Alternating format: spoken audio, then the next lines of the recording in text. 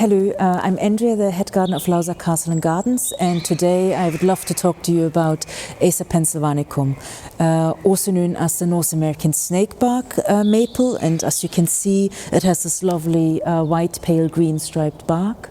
But it's also known as the goosefoot maple, so that's the common name that I've learned when I was studying in Pennsylvania, because its leaf really looks like a goosefoot, and the foliage really turns into this brilliant yellow in the autumn. So 2 brownie points for interest, but I think another brownie point for its hardiness. So it's a very hardy maple.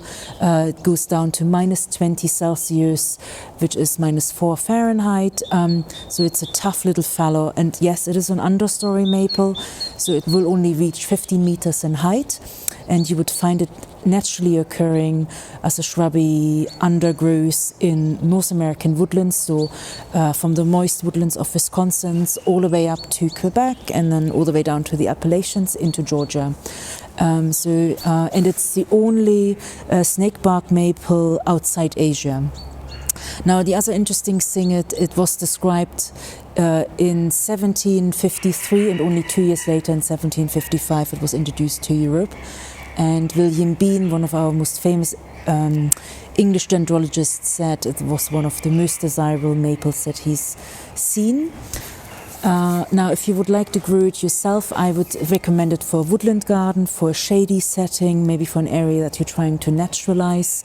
Avoid afternoon sun, so definitely partial shade in areas where excessive strong winds come through, because the leaves can get scorched and burned by those two elements. If you have provided a bit more slightly acid soil, it will thrive much better, but any kind of moist soil conditions are ideal for it. Yeah, it's one of my favorite trees, and I highly recommend it for its attractiveness and foliage and just durability.